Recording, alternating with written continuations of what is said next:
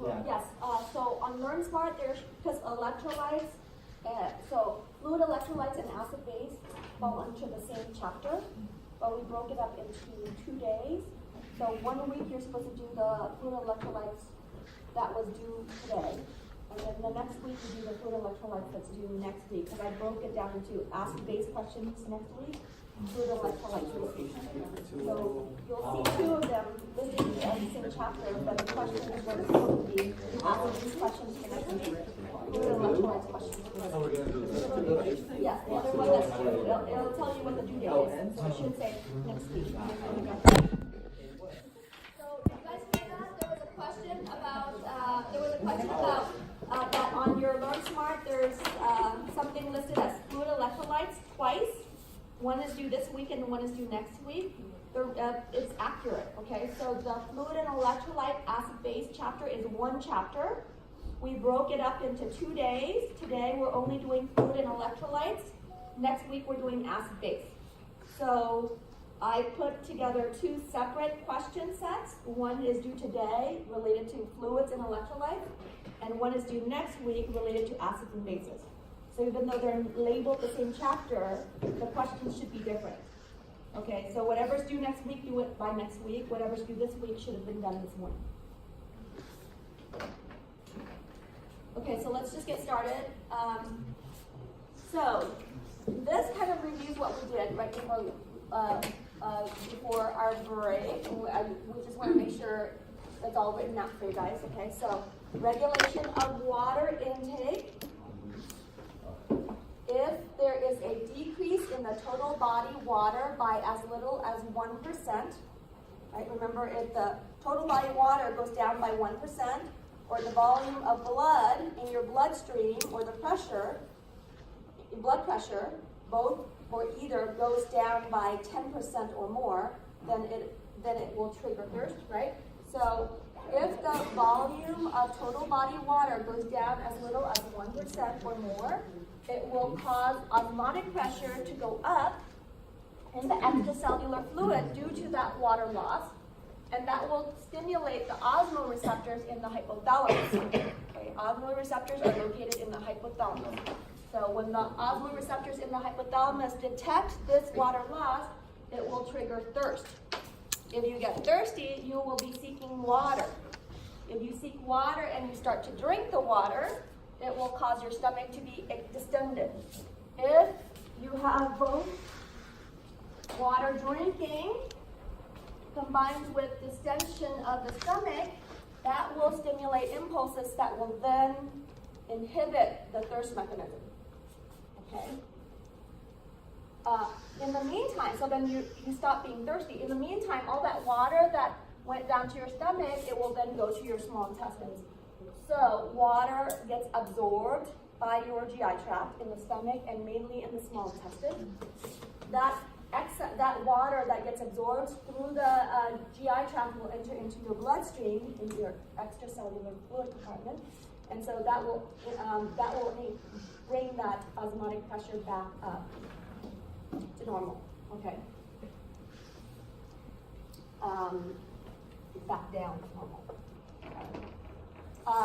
Regulation of water output. If you're dehydrated, right, that means you take in too little water. Okay. If you take in too little water, your extracellular fluid compartment will be osmotically more concentrated. So there would be an increase in osmotic pressure of the body's fluids. Osmoreceptors will detect this in the hypothalamus. That will trigger stimulation of the posterior pituitary to release more ADH, right? If more ADH is released into the bloodstream, when it reaches the kidneys, it will trigger the collecting duct and the distal convoluted tubules to increase their reabsorption of water, okay? If you increase your reabsorption of water, that means less urine will be leaving through the kidneys, so you have less water loss and less urine output.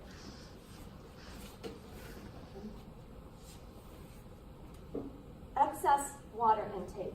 Another way you can regulate water output. If you have excess water intake, too much water in, this would be the opposite will happen, okay? ECF will be osmotically less concentrated. Osmoreceptors in the hypothalamus will be stimulated, will detect this. That will trigger the pituitary, posterior pituitary, to release less ADH. If less ADH is released, at the level of the collecting duct and the distal convoluted tubule, less water will be reabsorbed. If less water is reabsorbed, that means more water will be released through the urine. So your urine output will go up.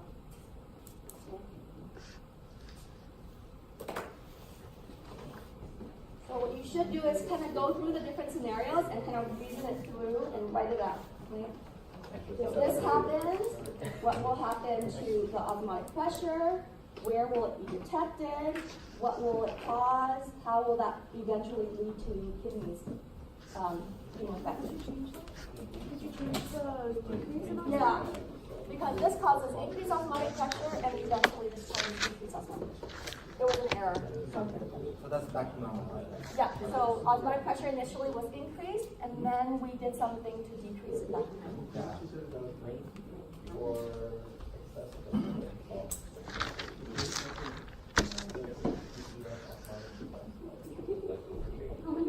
Do you guys see that there was a correction on the board there where the red arrow is? Yeah.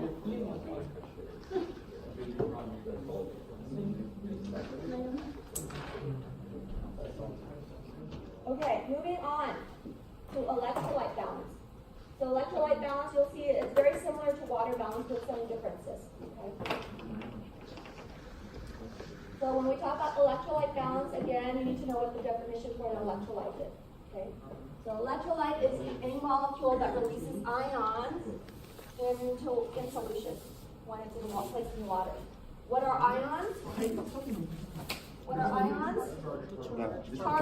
Charged particles. Okay?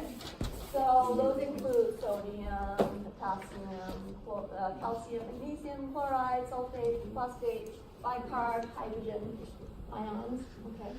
So in electrolyte balance, the amount of electrolyte going into the body has to equal the amount of electrolyte leaving the body. Okay? Ways that electrolyte enters your body, mainly through your food. You also drink water, and electrolytes come in through your drinking of water and other beverages. And then also as products of metabolic reactions. Electrolytes leave your body through perspiration when you're sweating. You need to know that sweat is actually half the solute concentration as would be found in the plasma in your bloodstream. So even though when you're sweating, the sweat is salty, but it's not as salty as what you would find in your cells and in your blood. Okay? So you need to remember that because we're going to be applying that at some point. Okay? Electrolytes out also through feces and primarily through urine. Okay? How do we regulate electrolytes in and out? Intake of electrolytes are regulated because mainly we take it in through foods and drinking. Regulation of electrolytes in is through hunger and thirst. Okay?